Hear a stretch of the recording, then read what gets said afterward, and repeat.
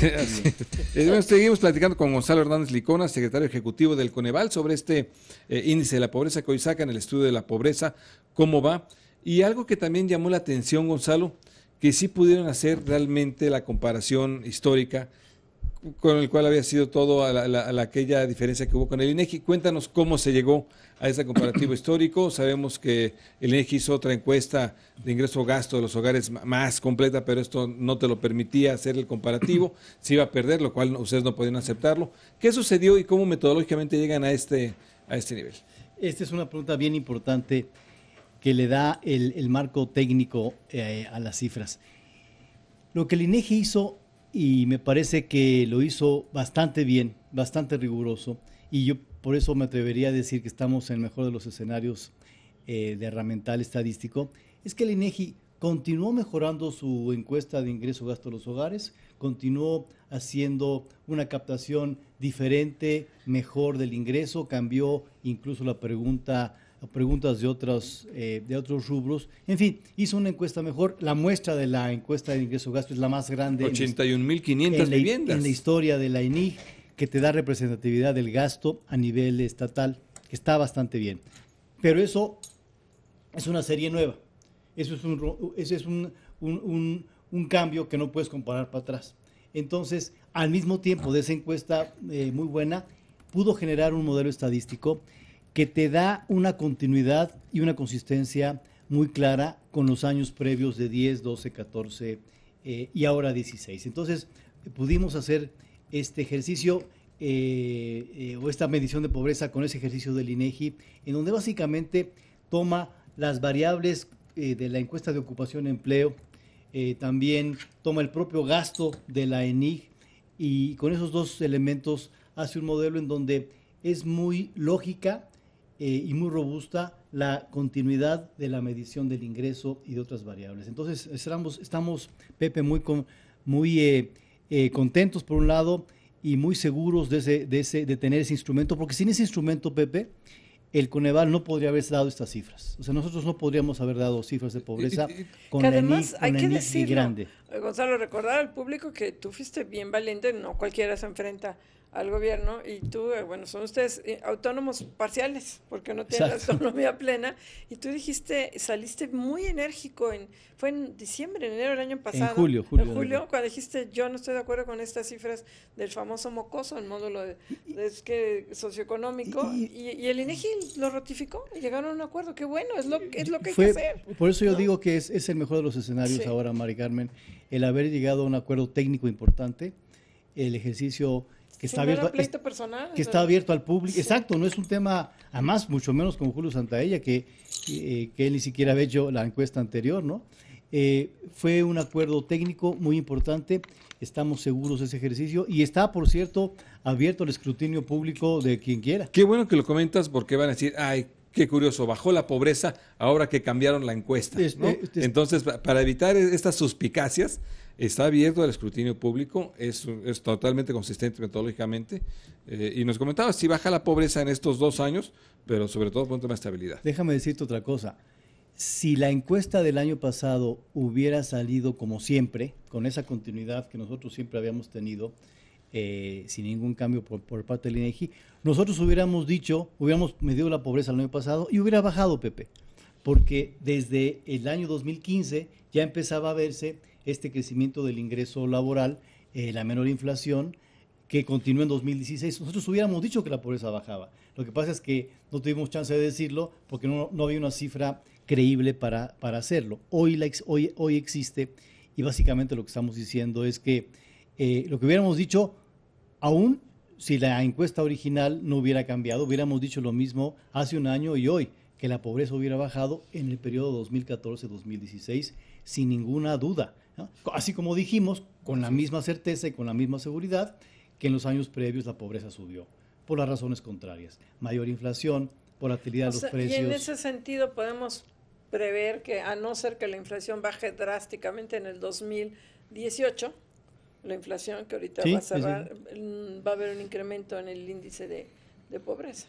Bueno, es claro que la inflación baja es, yo creo que de los aliados más importantes de la pobreza para que Claro, baje, ¿no? cierto. Y al contrario, sube la inflación y casi por definición sube la pobreza. Y no solamente eso, sino con esta gráfica que el Coneval trimestralmente publica sobre el ingreso laboral de la ENOE, o la gráfica hermana que se llama el Índice de Tendencia Laboral de la Pobreza, el ITLP. Esa es una gráfica que se vuelve bien importante porque siempre nos ha dado un pronóstico muy bueno de la pobreza. Yo le digo a la gente en el gobierno, le digo a los periodistas, le digo a la oposición, si uno ve esa gráfica, es el termómetro más claro de lo que le va a pasar a la pobreza en los siguientes años. Entonces, si nos ha ido bien 2014-16, se confirmó. Si nos iba mal 2012-14, se confirmó. Y ahora, si en julio, agosto, la inflación es alta, pues eso nos está pegando y eso se puede traducir en mayor pobreza, si no es que la inflación pueda bajar rápidamente a finales de año. Claro, claro, Gonzalo. Oye, con este dato que están dando a conocer hoy, bueno, pues sí baja un poco la pobreza, baja de 46.2% al 43.6% de la población, pero aún sigue siendo muchos pobres en México, 53 millones de pobres en México sigue habiendo hoy en día, de 120 millones que somos, es muchísimo. ¿Hicieron algún análisis de los programas sociales, cómo vamos con esos programas sociales, o de la necesidad de crecer más para que incluya a esto, sacar más rápido de la pobreza a la población? En fin, ¿qué es lo que han hecho ustedes? Sí, los análisis que hacemos en el Coneval han tenido que ver con evaluación de los programas, con cómo los programas cómo están los programas, cómo están las estrategias sociales, las que son puramente sociales. Entonces, como tú recuerdas, Pepe, en el Coneval de manera frecuente tenemos evaluaciones de todos los programas sociales, de Cedesol, de Zagarpa, de Sedatu, de Salud, de la SEP, y damos cuenta de cómo van. De hecho, cada año le damos a Hacienda un documento que es público en la página del Coneval, es quien lo quiera ver, que se llama Consideraciones Presupuestarias para el Desarrollo Social, en este caso 2018. Entonces decimos, oigan, con base en lo que hemos visto de los programas, con base en la evolución de la pobreza, recomendamos a Hacienda que este conjunto de programas que le llamamos prioritarios o medio prioritarios, dependiendo lo ponemos con estrellitas para que sea más claro, proponemos que en esos programas el presupuesto se fortalezca, o si va a haber recortes, que los recortes más pequeños se hagan en esos programas. ¿Esto ya lo hiciste para el 2018? ¿Ya se presentó? Ya está presentado en la página de Coneval, está entregado a Hacienda, está entregado a la Cámara de Diputados nuestra recomendación presupuestaria anual con base en las evaluaciones que hacemos, que decimos, miren, estos programas nos parece que uno, sí tienen un nexo directo con la reducción de la pobreza, y además las evaluaciones avalan que son programas buenos, y los programas que no están ahí puestos en ese documento son programas que decimos, miren, esos para nosotros no son prioritarios en materia de pobreza. Y el segundo tema, Pepe, tiene que ver con... No meter a Coneval para tiene que ver con pues el tema económico, ¿no? El reiterar que la pobreza es un tema social y es un tema económico. Cuando la economía le va bien, ya sea en inflación, en crecimiento, en creación de empleos, en creación de empleos formales. Sí, estamos creciendo al 0.5% por más que quieras. Si crecemos al 0.5%, si del 92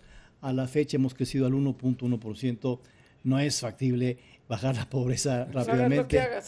Si crecemos al 3, si crecemos al 4, ya no digas como China al 8 y al 10, pero digamos, ya no pedimos tanto, digamos, crecer al 4% de manera sostenida sería para México darle la vuelta. Cedillo lo dijo en su sexenio, si logramos crecer durante 20 años a más del 5%, exacto, saldríamos del desarrollo. Totalmente. Sí. Nunca lo logramos y luego crecer a más del 2%. No, hombre, no, más bien hemos encontrado la brújula del crecimiento. Oye, rápidamente cuéntanos, con esta evaluación que hoy hacen de la pobreza, con toda esta evolución que sacan, ¿qué es lo que sigue para ustedes en el Coneval? Mira, bueno, algo muy inmediato para diciembre, Pepe, es que tenemos pendiente la publicación, bueno, del mocoso. No, bueno, tiene que ver con eso. La publicación y la generación de la pobreza municipal 2015. Ah, mira. Porque si hacemos historia, ese mocoso 2015, ese módulo, era para medir la pobreza municipal en 2015. Para eso era sobre todo. Entonces, el INEGI nos da recientemente el equivalente del modelo estadístico de 2015, que es comparable, consistente con los años previos, especialmente con 2010, y con ese instrumento, más Muy bien. combinado, pues, se combina estadísticamente con la encuesta intercensal 2015. Oye, a ver, Gonzalo, ahora ya se va a poder, hay un cambio muy importante en la NIG y hay un cambio bueno, más que la NIG va a haber un cambio muy importante porque ya el SAT liberó los registros fiscales. Hay tuvo una polémica entre que no se debe hacer ya la medición con encuestas. Es una buena polémica. Que si se tiene que hacer nada más en función de los registros fiscales del SAT para que entonces abarque a los ricos más ricos. Sin embargo, si no haces encuesta no vas a abarcar a los pobres más pobres y a los informales. ¿Cuál sería lo ideal? ¿Una mezcla de ambos? Yo creo que sí. Yo creo que lo que sigue en los siguientes meses, nos puede tomar año y medio, hasta 2 años, no importa. Una discusión importante, amplia, técnica, con expertos nacionales e internacionales, ya lo comentó Julio Santaella el lunes pasado, sobre la mejor forma de combinar encuestas, la mejor forma de captar ingresos, la mejor forma de captarlo, todo lo que tiene que ver con la encuesta de ingreso-gasto, incluyendo estos elementos donde combinas las encuestas de hogares más los registros del SAT, más registros, digamos, del IMSS o de programas que tengan un padrón sólido, porque si no tiene un padrón sólido, pues ya le estás poniendo ahí basura a la encuesta de ingreso-gasto. Entonces, con tal de que tengamos padrones muy transparentes, muy auditados, muy claros, ya sea en el IMSS, ya sea en el SAT, que seguramente están correctos, son las combinaciones que hay que hacer. Entonces, esa discusión va a estar interesante, Mari Carmen, sobre cómo combinar esos dos tipos de... Claro que yo creo que ese es el tema.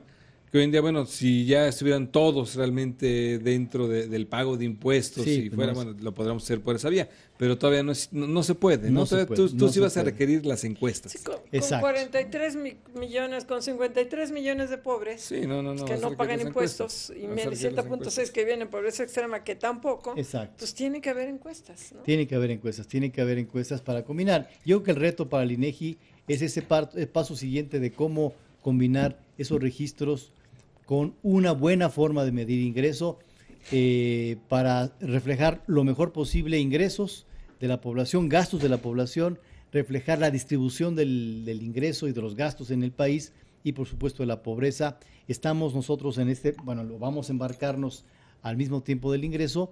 El Coneval entra también reflexionar sobre la metodología de medición nuestra, ¿no? Ya va a cumplir 10 años próximamente, por lo tanto vale la pena reflexionar sobre si es la mejor forma de medir, si hay que cambiarla. Y eso es muy importante, yo creo, Gonzalo, porque el Coneval ha sido un factor de una metodología propia que se hizo de medir, por ejemplo, la pobreza multidimensional.